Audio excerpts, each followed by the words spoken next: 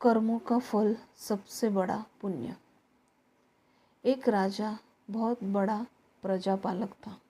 हमेशा प्रजा के हित में प्रयत्नशील रहता था। वह इतना कर्मयोगी था कि अपना सुख ऐशो आराम सब छोड़कर सारा समय जन कल्याण में ही लगा देता था। यहाँ तक कि पूजा पाठ भजन कीर्तन के लिए भी समय नहीं निकाल पाता था। एक सुबह राजा वन की तरफ भ्रमण करने के लिए जा रहा था कि उसे एक देव के दर्शन हुए। राजा ने देव को प्रणाम करते हुए उनका अभिनंदन किया और देव के हाथ में एक लंबी चौड़ी पुस्तक देखकर उनसे पूछा, महाराज आपके हाथ में यह क्या है? देव बोले, राजन यह हमारा वही खाता है जिसमें सभी भजन करने वालों के नाम है। राजा ने निराशायुक्त भाव से कहा, कृपया देखने तो इस किताब में कहीं मेरा नाम भी है या नहीं। देव महाराज किताब का एक एक पृष्ठ उलटने लगे, परंतु राजा का नाम कहीं भी नजर नहीं आया। राजा ने देव को चिंतित देखकर कहा, महाराज आप चिंतित ना हो, आपके ढूंढने में कोई भी कमी नहीं है। वास्तव में ये मेरा दुर्भाग्य है कि मैं भजन कीर्तन के लिए समय नहीं निकाल पाता और इसलिए मेरा नाम यहाँ नहीं है। उस दिन राजा के मन में आत्मग्लानि सी उत्पन्न हुई, लेकिन इसके बावजूद उन्होंने इसे नज़रअंदाज कर दिया और पुनः परोपकार की भावना लिए दूसरों की सेवा करने में लग गए। कुछ दिन बाद राजा फिर सुबह वन की तरफ टहलने के लिए निकले तो उन्हें वहीं देव महाराज के दर्शन हुए। इस बार भी उनके हाथ में एक पुस्तक थी। इस पुस्तक के रंग और आकार में बहुत भेद था और यह पहली वाली से काफ़ी छोटी भी थी। राजा ने फिर उन्हें प्रणाम करते हुए पूछा, महाराज आज कौन सा बही खाता आपने हाथ में लिखा हुआ है? देव ने कहा, राजन आज के बही खाते में उन लोगों का नाम लिखा है जो ईश्वर को सबसे अधिक प्रिय है। राजा ने कहा, कितने भाग्यशाली होंगे वे लोग, निश्चित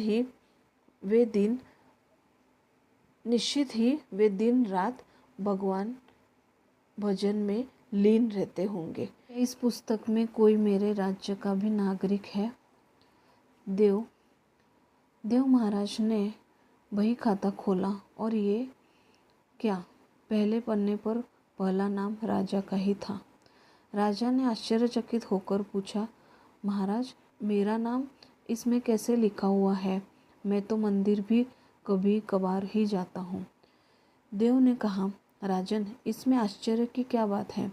जो लोग निष्काम होकर संसार की सेवा करते हैं, जो लोग संसार के उपकार में अपना जीवन अर्पण करते हैं, जो लोग मुक्ति का लोभ भी त्याग कर प्रभु के निर्मल संतानों की सेवा सहायता में अपना योगदान देते हैं, उन त्यागी महापुरुषों का भजन स्वयं ईश्वर करता है।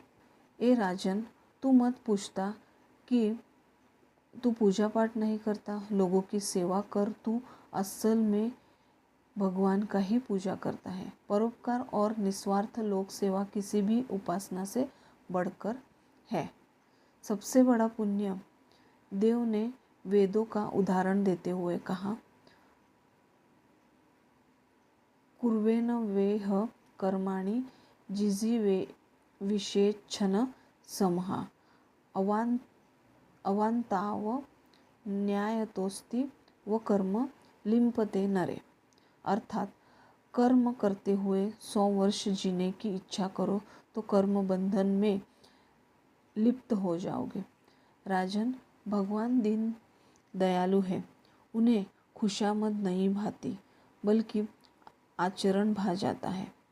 सच्ची भक्ति तो यही है कि परोपकार करो, दीन दुखियों का हित साधन करो।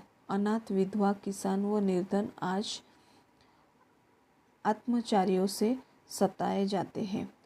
इनकी यथाशक्ति सहायता और सेवा करो और यही परम भक्ति है। राजा को आज देव के माध्यम से बहुत बड़ा ज्ञान मिल चुका था और अब राजा भी समझ गया कि परोपकार से बड़ा कुछ भी नहीं और जो परोपकार करते हैं वही भगवान के सबसे प्रिय होते। मित्रों, जो व्यक्ति निस्वार्थ भाव से लोगों की सेवा करने के लिए आगे आते हैं, परमात्मा हर समय उनके कल्याण के लिए यत्न करता है। हमारे पूर्वजों ने कहा भी, परोपकाराय पुण्याय भवति, अर्थात दूसरों के लिए जीना, दूसरों की सेवा को ही पूजा समझकर कर्म करना, परोपकार के लिए अपने जीवन को सार्थक बनाना ही सबसे बड़ा पुण्य है।